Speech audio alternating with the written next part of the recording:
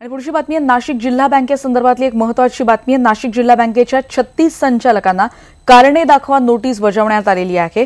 347 कोटींच्या नुकसानाबाबत जिल्हा उपनिबंधकांनी ही नोटीस बजावली आहे। बँकेच्या नुकसानाची जबाबदारी निश्चित केली जावी यासाठीची ही नोटीस आहे।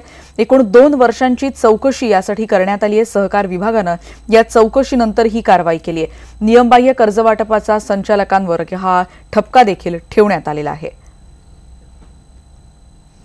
लक्ष्मण घाटोळ आमचे प्रतिनिधी आता आपल्या सोबत आहेत। लक्ष्मण, निश्चितच ही एक महत्त्वाची कारवाई म्हणावी लागेल, पण सगळ्यात महत्त्वाचं म्हणजे निबंधकांना ज्या नोटिसा पाठवण्यात आलेल्या आहेत, संचालकांना ज्या कारणे दाखवा नोटिसा पाठवण्यात आल्या आहेत, त्यामध्ये कोणाकोणाचा समावेश आहे, काही लागेबांधे यामधून निश्चितच उघड होत असतील।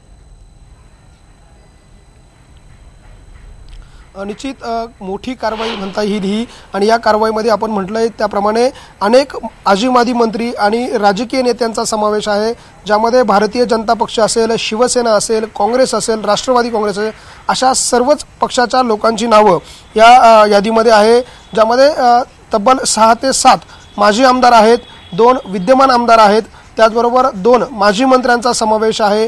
आणि या सर्वांना नोटीस देत असताना गंभीर स्वरूपाचा दोष यामध्ये नमूद करण्यात आलेला आहे। आणि ही नोटीस आपण बघतोय, ही नोटीस त्यांना देण्यात आलेली आहे। 350 कोटी रुपयाचं बँकेचं आर्थिक नुकसान झालेलं आहे, आणि ह्या आर्थिक नुकसानीची जबाबदारी निश्चित करण्यासाठी जिल्हा उपनिबंधकांनी ह्या नोटिसा बजावलेल्या आहे। कलम 88च्या अंतर्गत ही चौकशी करण्यात आली, आणि त्या चौकशीमध्ये हे सर्व दोष आढळलेले आहे। महत्त्वाची बाब म्हणजे 6 सहकारी संस्था आणि 1 खाजगी संस्था यांना बेकायदेशीररित्या नियमबाह्य पद्धतीने कर्ज वाटप करण्यात आले, आणि त्यामुळे जिल्हा बँकेचं 350 कोटी रुपयाचं तब्बल नुकसान झालं। आणि या सर्व नुकसानीची जबाबदारी म्हणून या संचालकांना दोषी ठरवण्यात आलेलं आहे। त्याबरोबर त्यासोबत काही अधिकारी जे आहे बँकांचे त्यांनाही दोषी ठरवण्यात आलेलं आहे। एकूण 78 नोटिसा ज्या आहे त्या जिल्हा उपनिबंधकांनी ज्या आहे त्या पाठवलेल्या आहे। त्यामुळे आता या नोटिसांना हे लोकप्रतिनिधी असतील किंवा अधिकारी असतील काय उत्तर देतात हे बघणं महत्त्वाचं आहे।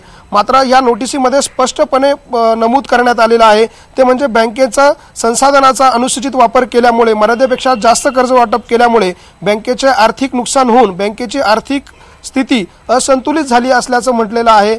याचा अर्थ स्पष्ट होतोय ही एक महत्त्वाची बाब निश्चितच आहे। लक्ष्मण, धन्यवाद या सगळ्या माहितीबद्दल। आपण बघतोय की नाशिक जिल्हा सहकारी बँकेच्या 36 संचालकांना कारणे दाखवा नोटीस बजावण्यात आली, आणि महत्त्वाचा मुद्दा यामध्ये अनेक आजी माजी मंत्र्यांचा, लोकप्रतिनिधींचा देखील समावेश आहे। या बातमीचे अपडेट्स घेत राहणार आहोत, आणि पुढची बातमी